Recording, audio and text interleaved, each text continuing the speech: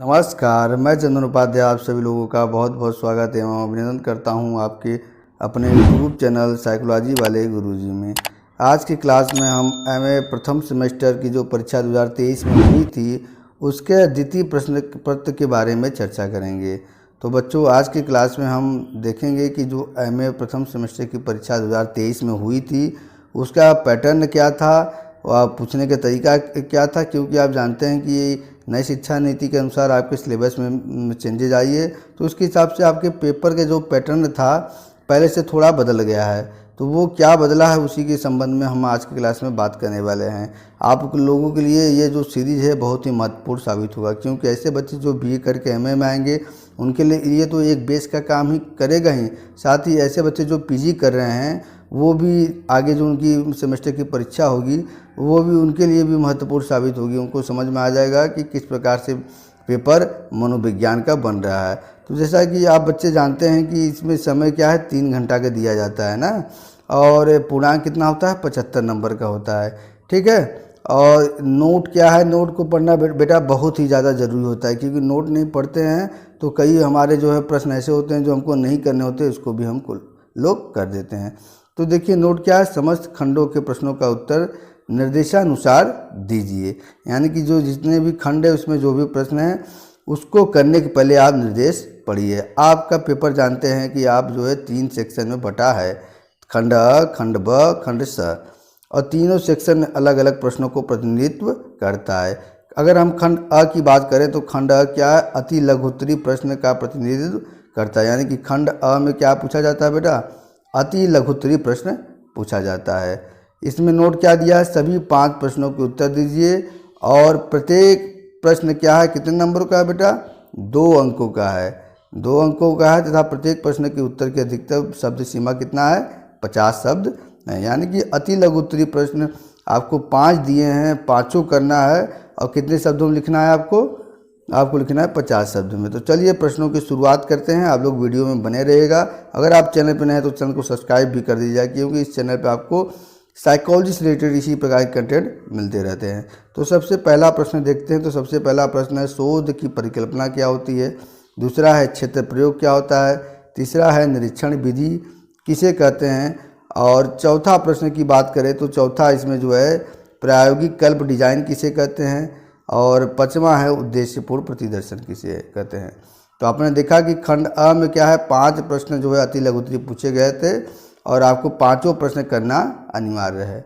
अब हम अपने अगले सेक्शन की तरफ बढ़ते हैं, जिसका नाम है खंड ब, और ये लघु उत्तरी प्रश्नों को प्रतिनिधित्व करता है।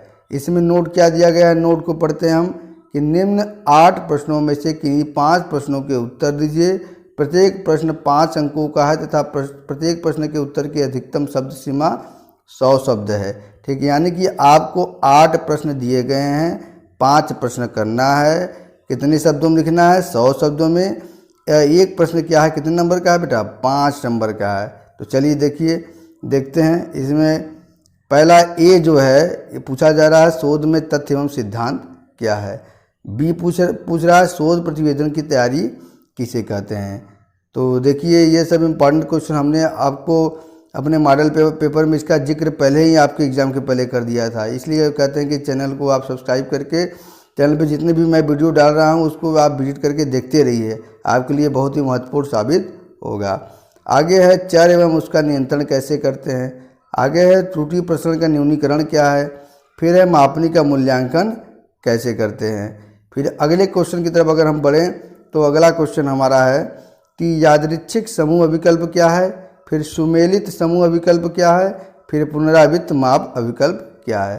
तो आपने देखा कि खंड ब यानी कि लघुत्तरी में 8 क्वेश्चन पूछे गए हैं, जिसमें से केवल आपको 5 प्रश्न पढ़ना है। ये नहीं कि आप बिना नोट पढ़े जो है कि प्रश्नों को देखकर 8 का 8 प्रश्न कर दिए। तो 8 प्रश्न कर देंगे तो नंबर तो मिलना है 5 क्वेश्चन का, इसलिए जो है आप निर्देश को बहुत भली भांति पढ़िए। अब हम अपने अगले सेक्शन की तरफ बढ़ते हैं, जिसका नाम है खंड स यानी कि सेक्शन सी। और ये खंड किसका प्रतिनिधित्व करता है, दीर्घ उत्तरी प्रश्नों का प्रतिनिधित्व करता है। निर्देश पढ़ते हैं हम लोग। निम्न 8 प्रश्नों में से किन्हीं 4 प्रश्नों के उत्तर दीजिए। प्रत्येक प्रश्न क्या है, 10 अंकों का है, तथा प्रत्येक प्रश्न के उत्तर की अधिकतम शब्द सीमा क्या है बेटा, 400 शब्द है। समझ गए आप कि इसमें क्या है, दीर्घ उत्तरी में आपसे 8 क्वेश्चन पूछा जाएगा और कोई 4 क्वेश्चन आपको करना। पहले क्या होता था, हर यूनिट से 2 क्वेश्चन पूछा जाता था अथवा करके, यानी कि उसमें से यूनिट पहले से 2 क्वेश्चन उसमें से एक करना होता था, यूनिट सेकंड से 2 क्वेश्चन, यूनिट थर्ड से 2 क्वेश्चन, यूनिट फोर्थ से, हर यूनिट से एक एक क्वेश्चन करना होता था। चलिए अगले इसमें दीर्घोत्तरी प्रश्नों में पहले प्रश्न की शुरुआत करते हैं। शोध समस्या क्या है, इसके उद्भव के प्रमुख स्रोतों की व्याख्या कीजिए। दूसरा क्वेश्चन है आपका प्रतिदर्श का अर्थ एवं प्रकारों का वर्णन कीजिए। अगले क्वेश्चन की तरफ अगर हम बढ़ें तो अगला क्वेश्चन हमारा है वस्तुनिष्ठ मापन से आप क्या समझते हैं, वस्तुनिष्ठ मापन के प्रमुख प्रकारों की विवेचना कीजिए। वही अगले क्वेश्चन की तरफ अगर हम बढ़े तो अगला क्वेश्चन हमारा है कि एकल एवं द्विसमूह विकल्प की तुलना एवं विवेचना कीजिए। पांचवा क्वेश्चन आपका हो जाएगा कि मनोवैज्ञानिक शोध के विभिन्न प्रकारों का वर्णन कीजिए। ये इन सभी संबंधित का क्लास जो है आपके अपने यूट्यूब चैनल पे चला था। अगला क्वेश्चन आपका है साक्षात्कार क्या है, साक्षात्कार के गुणों एवं सीमाओं का वर्णन कीजिए। अब अगले क्वेश्चन की तरफ हम बढ़े तो अगला क्वेश्चन आपका है असंभाविता प्रतिचयन क्या है, इसकी उपयुक्तता पर प्रकाश डालिए।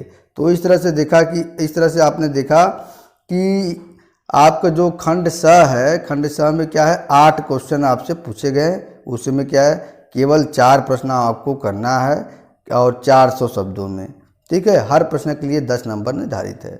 तो आज की क्लास में हमने आपसे बात किया कि एमए फर्स्ट ईयर प्रथम सेमेस्टर का जो पेपर 2023 में हुआ है, ठीक है, उससे संबंधित जो सेकेंड पेपर है जिसका नाम है रिसर्च डिजाइन एंड मेथोडोलॉजी, उसके क्वेश्चन पेपर के बारे में आज हमने डिटेल में चर्चा किया कि कैसे कैसे क्वेश्चन आ रहे हैं, किस प्रकार से इसका पैटर्न है, ठीक है, और कैसे ये सभी क्वेश्चन हमारे मॉडल पेपर से मैच खाते हैं। इसलिए आप सभी बच्चों से यही है कि आप सभी बच्चे जो हैं कि चैनल को ज़्यादा से ज़्यादा सब्सक्राइब करें और उन सभी बच्चों के साथ शेयर करें जो मनोविज्ञान विषय को पढ़ते हैं और उनमें रुचि रखते हैं और चाहते हैं कि मनोविज्ञान को और भी अच्छी तरह से सीखें।